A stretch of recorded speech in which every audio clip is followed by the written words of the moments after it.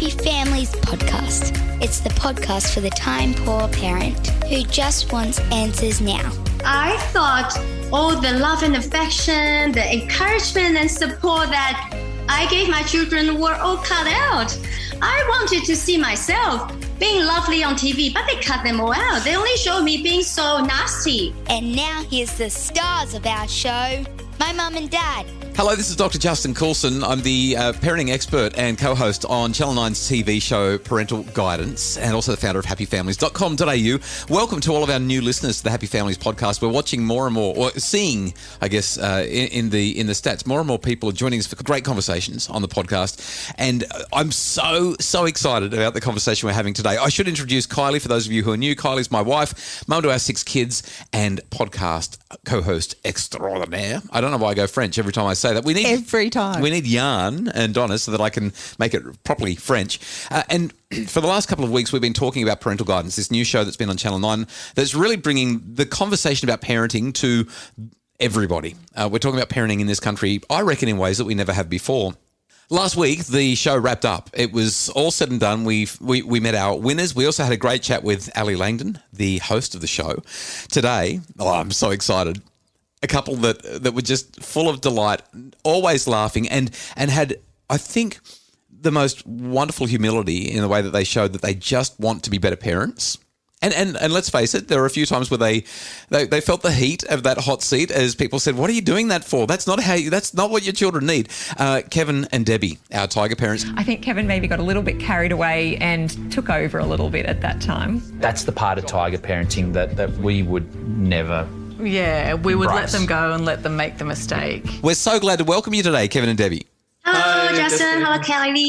Yeah, thanks for having us. Oh, we are so excited Thrilled. to have this conversation and spend some time with you. So thank you for being with us today. Thank you. I'm wondering, now that you're at the other end, It's all over. it's all over. What were your impressions when you went into the show? What did you think you were going to get out of it?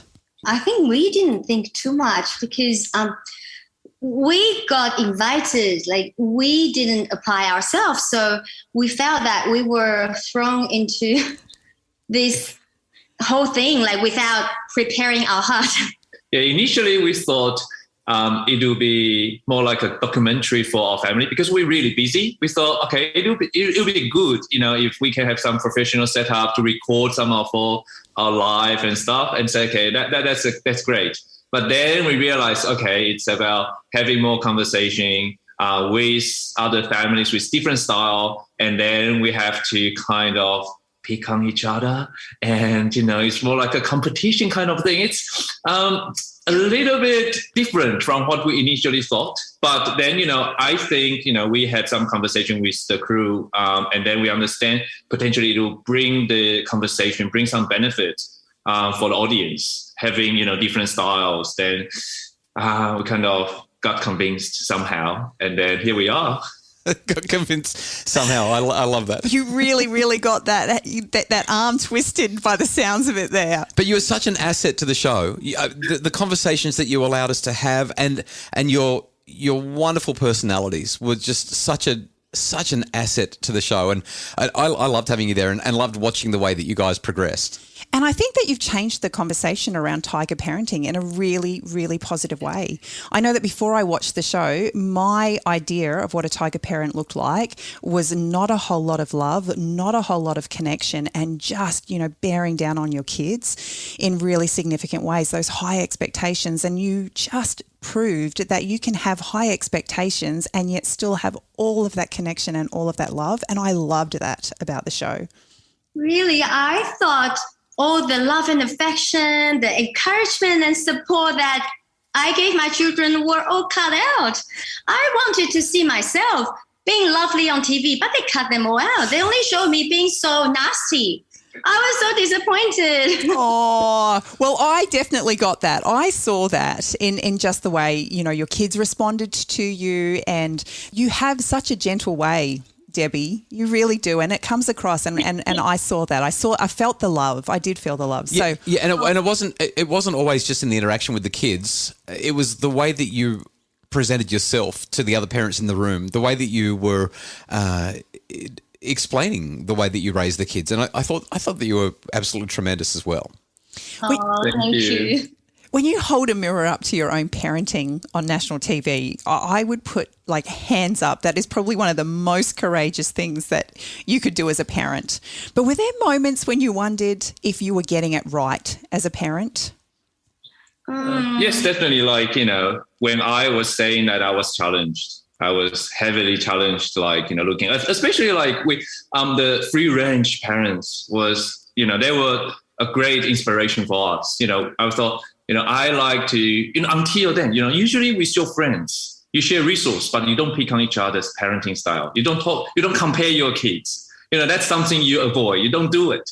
But then, it was so special. We have these 10 families. We are now very close friends. We can talk about, very strange things that you don't usually talk about. But then, the free range parents, they were, we want to see our kids to have a little bit of, what their kids have as well. And then that make us thinking as well, but it's not about right or wrong. It's about the balance, right? It's nothing perfect. But, if you see something missing, or if you don't get certain, you don't have time, you don't have some personality, maybe it's the parenting style, maybe, right? It just gives us the opportunity to think about it. Were you and Debbie always on the same page with your parenting? Actually, I would say we are very different people, like very different personality and background. Different but parents. In terms of parenting, I think we're pretty much on the same page most of the time. Because like I fully support Debbie, and she has something in mind, and she has her way of getting things organized. I come from a very free range background, and I feel that I've missed quite a bit of opportunities. So I fully support Debbie in almost everything. Sometimes I'll have my opinions, sometimes I'll but then I fully support Debbie, and I think that's how it works. It's not everything is like that, but in parenting, I think that's how it works in our case. Yeah, thank you. You're welcome. You guys are just so sweet. After the break, we're going to find out what Kevin and Debbie really took out of the show. I'm going to share my absolute highlight, one of the best parts of the show, and it was because of this wonderful couple.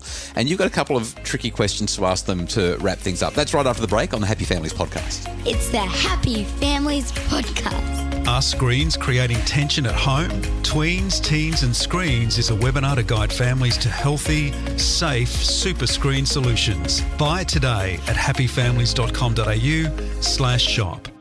It's the Happy Families podcast, the podcast for the time poor parent who just wants answers now. And today we are talking to Tiger superstars. parents. Tiger parents. What was the chant? Tiger parents never give up. Is that what you used to say? As Tiger kids, we never give up. Tiger Mom. I think so. Like we said, never give up. But I think the correct thing is we don't give up easily. Right. We sometimes give up. If after trying our best, like we're still not getting the result, then it's time to give up. Like when Mimi went on that ride, we actually got asked to go on the second time, but then it was time for us to stop. We did check with Mimi. Yeah, and she said okay, she didn't like it. All right, then if the crew insists, right, we would have said we'll have some teeth on the floor. No, we don't do that. No, it's between me and the crew. Right? No, that's bad. You don't say that. Actually, the first time they cut it out. Mimi actually agreed to go on. But the second time she said no. So yeah, we like our kids to try to have some trust on their parents. We're not trying something very dangerous, something ridiculous, something stupid. But if it's something we think it's safe, it's worth doing while we're in the theme park. Let's give it a try. And then we took it as a challenge, like rather than we can just go to the easy one and then and take the easy way out. But we just want to see if our way of communication can actually. We just like to share that with everyone, I guess. Yeah, and honestly, after Leo did the 5-meter jump, he enjoyed it. So the second time he went up with excitement. So we honestly thought Mimi would be like that, but no, she didn't like it. But now, you know what? She really regretted. She told me, oh, I should have gone up again. It actually wasn't that scary. And I missed the chance of a lifetime to go up without queuing.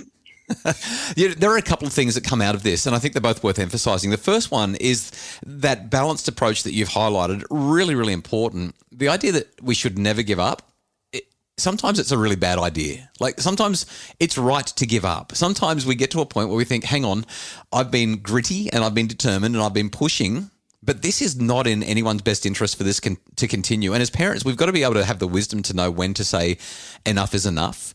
I think that's really valuable. But the second thing that you've highlighted is just this tension between how far you push your kids. And what you've just highlighted is that Mimi now wishes that she could go back and do it again. And I remember Lara and Andrew, the attachment parents, when their little boy Rafi, they took him off the climbing wall. And they were roundly criticised for doing that. They didn't set the targets high enough. He was allowed to pull out and didn't have to do it. But they were very clear as well in the show that they went back the week after and the week after, and eventually he learnt how to climb the wall and really got to enjoy it. So I think that there's also this really unique and interesting tension where as parents we're like, okay, I need to keep you safe. I need to make sure that you're in your comfort zone, but I'm going to expose you to it again and again and again, because as you become more and more comfortable with it, you're going to expand your horizons. You don't have to do it, or you don't have to eat the whole elephant in one bite. And that's what I'm really hearing from your conversation. Now, we've only got time for another couple of questions because podcast, Time Poor Parent, answers now. We've got to move on. My favourite, I think it's literally my favourite part of the entire series, in the entire show, was the evening where you were on your wilderness challenge. You've never been camping before. You've had a really big day, long hike with the kids, and you've really accomplished some really fun things together and had a unique, wonderful family experience. And that night you're sitting around the fire. You've read your letters that you'd written. And Debbie, you looked at Kevin and just said, am I a good mom? Yes, definitely. And I believe both your children will agree with me. And in that moment, I just, my heart, I felt what I think every parent feels where we ask ourselves that question.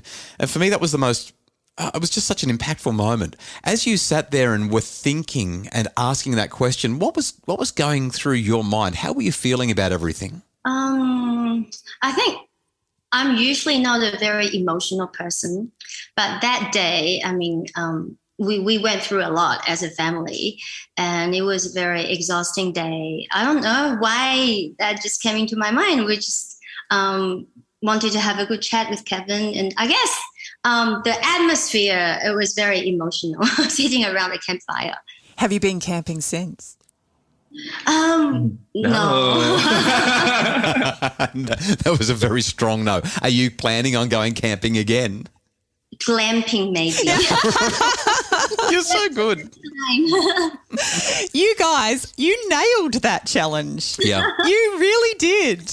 We were quite clumsy when putting the tent together. We couldn't read instructions.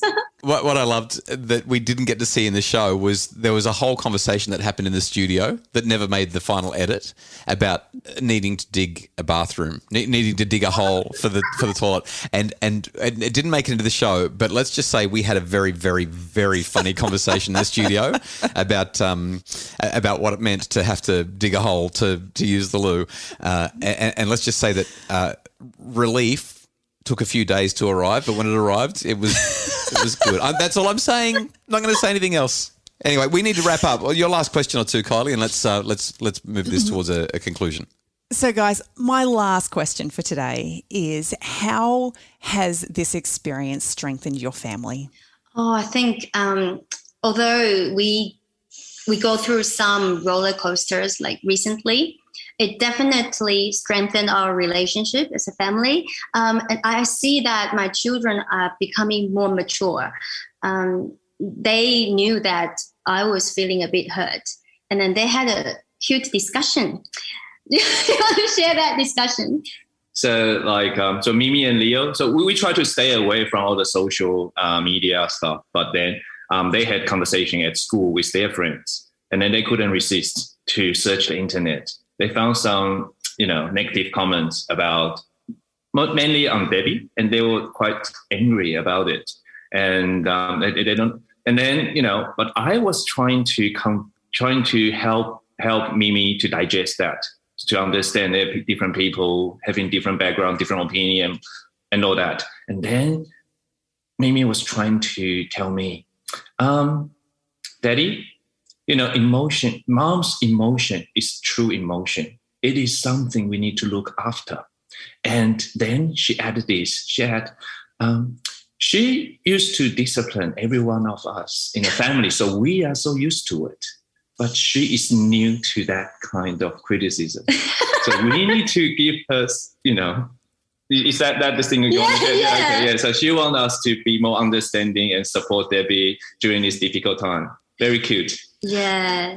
And then I think this morning, yesterday, she said, "Oh, Mommy, don't cry at night because your eyes will become really swollen and you don't look nice." That's so funny.